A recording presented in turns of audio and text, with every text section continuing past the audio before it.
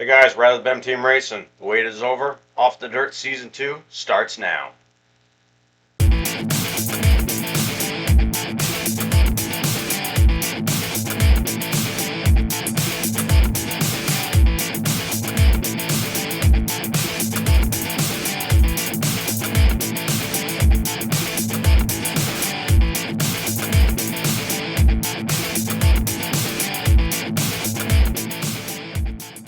Guys, it's Rad. Off the Dirt podcast has returned with Season 2. I know it's been a long time coming, but we're finally here. I'd like to welcome a brand new guest to the lounge. We have Guy Williams Jr. and his son Hunter with us today.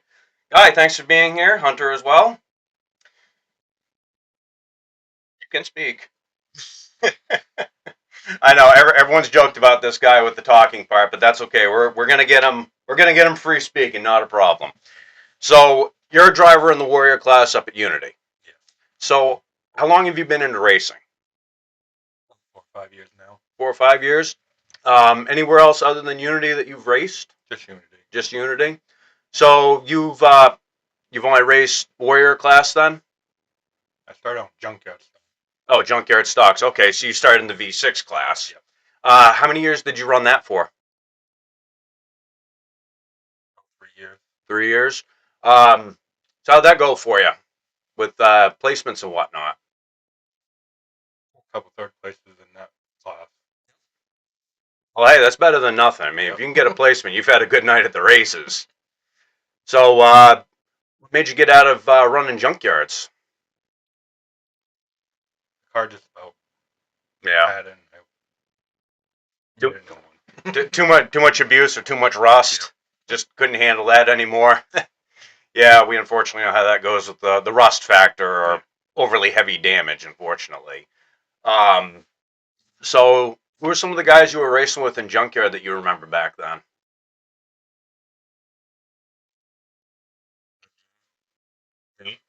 Beetle. Oh, yep, Or- Jeff Richards. Yep. Oh, I miss seeing that Beetle out there. We used to watch him run back in 23 when our team started going out there. One fast car. What were you driving for a car then? Pontiac Aztec, Bonneville. Yep. Pretty good car. Those V6s were really good in those GM cars. They wanted to start spewing coolant or oil and everything else, but other than that, yeah, they were definitely a fast car. But that's pretty good, even getting some placements on that, and that was the start of your career right there, right off the bat. So you got right into the dirt track racing right as soon as they opened. Yeah. That's an amazing thing, we were just Joey was just talking about that last night at the banquet. How the whole thing started and everyone that's been there since day one, and you're one of the guys that's been there since day one. And how's your supporting of your dad since he's been in racing? Good. Yeah, you like seeing him out there on the track? Yeah. Does he go fast? Mhm. Okay. Say, at least he says you go fast. So now you fast forward out of junkyard stocks and you end up in the Warrior class. You drop a couple cylinders and you go into 4-cylinder. So that's been a couple years now? Just last year. Just last year? Or this year. Yep. So how was that transition going into running a V6 car into a 4-cylinder car with a lot more people? Yeah. A little bit more of touch and go contact, shall we say? Definitely a lot more cramping when you got guys that want to do like 4 wide out there. Yep. I wasn't there at the start of the season, unfortunately, because our team wasn't out there, so I didn't make it out until later on to start watching the races. I did unfortunately witness you get banged around a couple times out there. But overall, though, as far as you being out on the track, how were you doing finishing wise? Finishing top 4. Top 4. Yep. So you weren't trailing on the back end of anything. You were definitely keeping up there because you were driving a Honda Accord. Yep. Because I know you kept asking me if I had bumper covers, and it's like I'm fresh out. Every time I think I have one, it's already completely damaged, and it's going to be no good. But yeah, I mean, if you're running up there with the Warriors and you're running better than top 5, you're having a good night racing, and you have some heavy competition out there. That's for sure. And then you got the 3 wide, 4 wide, however your night's going to start. Because I know I've seen you Warrior guys over the past couple of years. I mean, I see them drop that flag, and all of a sudden it's like everyone wants that first corner at the same time. And unfortunately, sometimes you get stuck in that situation or whatnot. But you race with a lot of good guys out there, though. Gary Seekins being one of them. That guy wheels around those corners, and he'll come in and talk to me about physics. If you ever want to know something about that track with physics, just go see Gary Seekins. He'll tell you all about it. It's like, yep, it changed that time around. I should have done this. It's the same thing. But yeah, I got a chance to watch you out on the track this year. It was, as always, an ever-changing track. You know, every lap, it's something different every time. And you've experienced that now for years of being there. No lap is ever the same, is it? Nope. No. It's constantly track changes. You get dips in the track that appear, and that one car comes out of nowhere on you. Yeah. So the night of Dakota Glidden's roll, you were on the track that night, were you? Were you there that night that he did that barrel roll into 4? Yeah, that was a scary night. We were there. We had BAM racing, and Gary was right behind him when his ball joint let go, and it just sent him for a ride. I did have to ask Gary, did you need a fresh pair of shorts after that? Have you had any close encounters like that with rolls or anything from another driver close vicinity of you? No, just that sandwich between 2. Yeah. Just a little sandwiching, that's fine. Couple spin outs here and there. Kind of things like that. But your car survived the season, though. Yeah. Other than body damage and bumper covers. Yeah. Don't ask me for any more because I'm still out. I am still fresh out of bumper covers. I got nothing at this point. But, congratulations, top 10 of the Warriors means something right there. I mean, you beat out enough guys to get into that top 10, and that says a lot right there. You proud of your dad? He got top 10? So now he's got to go to top 5 next, right? You're going to motivate him to get there? Yeah, You're going to fix his car for him? maybe. Oh, okay. So you got a good support group right there. Yeah. Yeah. He's going to fix it right. Just make sure all the lug nuts are tight on the wheels.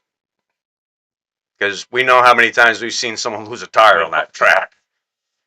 I think Gary got best distance when he almost sent it into the main road one year. It's like, yeah, you really want to make sure them lug nuts are tight, that's for sure. But, yeah, so what was your highest finish that you did get this year? 4. 4th? Yep. Hey, it's something, right? Yep. But every race, you got to keep that determination that you're going to get a placement, and you're going to get there. You just got to keep doing it. So, looking forward to next season. What kind of plans you looking at? Again, Wisconsin. About giving Wisconsin a try? Moving off the dirt and heading to the tar for a little bit? Yeah. Yep. Yeah, I've heard a lot of guys have been interested in changing and going to try the tar out. It's not a bad idea. It may end up being something you like. Just remember that those walls in that tar have a little less give.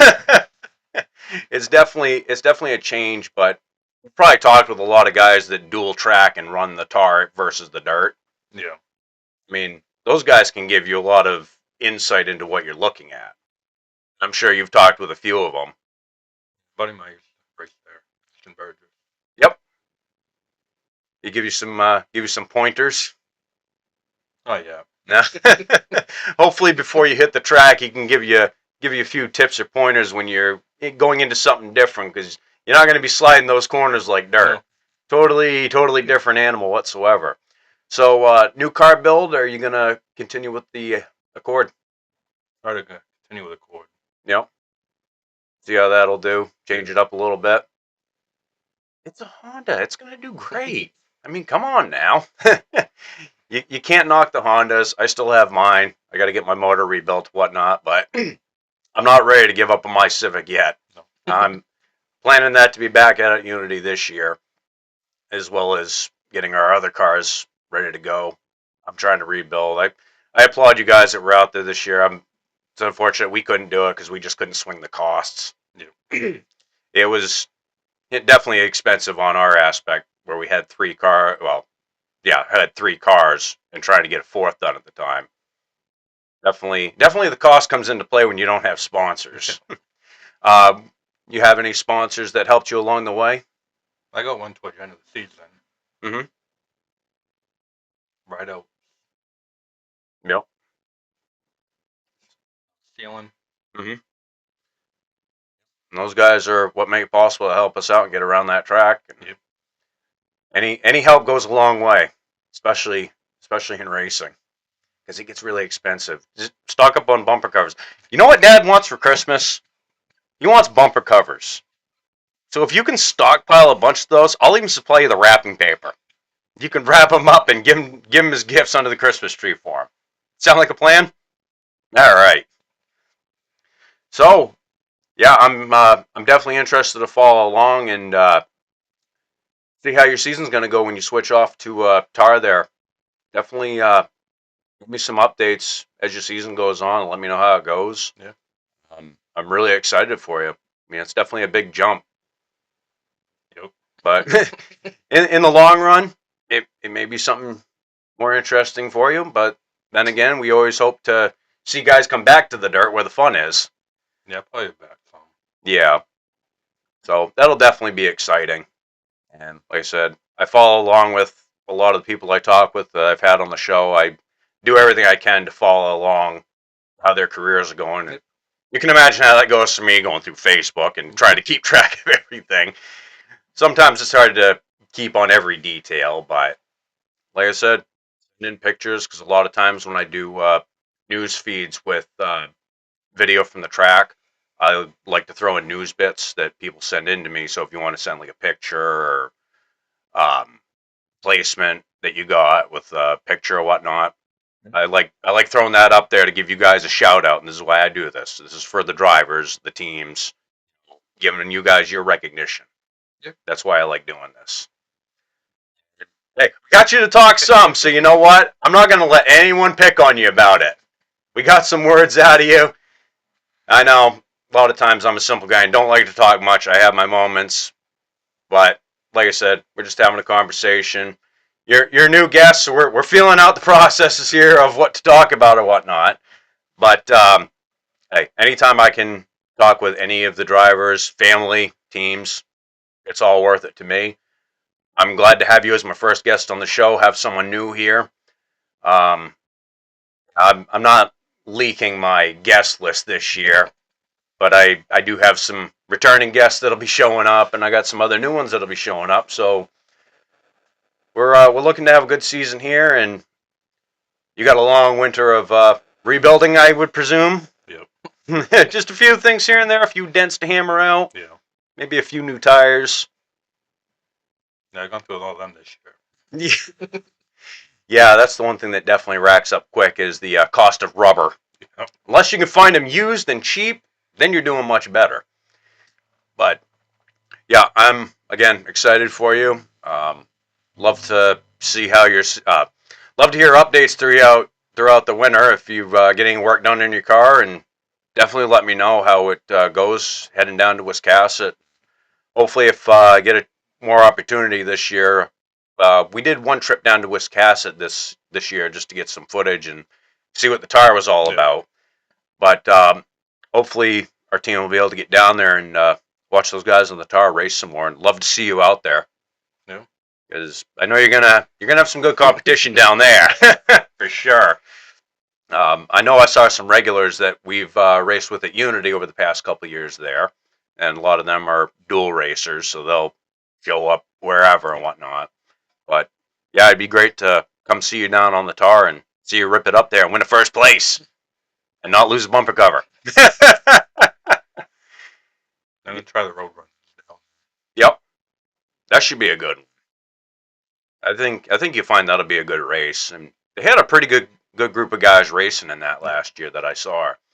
So it'll be a good race for you, and bring home some hardware. Hopefully. If anything, you can always get a sticker made for your car that says Captain Bumper Cover. If you're going to get picked out about one thing on racing, if that's the worst of it, it's not the worst. But anything else you want to input or add on? I mean, if it's a short video, it's a short video. It's fine with me. Just, it's exciting to have someone new to come on, chat a little bit or whatnot. You brought your son in, great moral support. He's got your Christmas list all filled now. And he's got your car repairs all taken care of. So you're good to go. Yeah. Awesome. All right, guys. Well, this is going to conclude episode 11 of season 2. I want to thank my guest, Guy Williams, and his son, Hunter, for coming on to the lounge. We're going to definitely be keeping an eye out for updates on your season coming up. Hopefully we'll get this guy back again, and he'll have more to talk about even. But again, congratulations. 10th place in points at Unity this year. Awesome job. Thank you. Car survived. Call that a win, all in its own. All right, guys. We do have more guests lined up. I'm not revealing the list this year, though. I'm keeping this all silent. So you'll just have to stay tuned when the next guest comes along and the video gets posted. So until then, we'll catch you in the next one.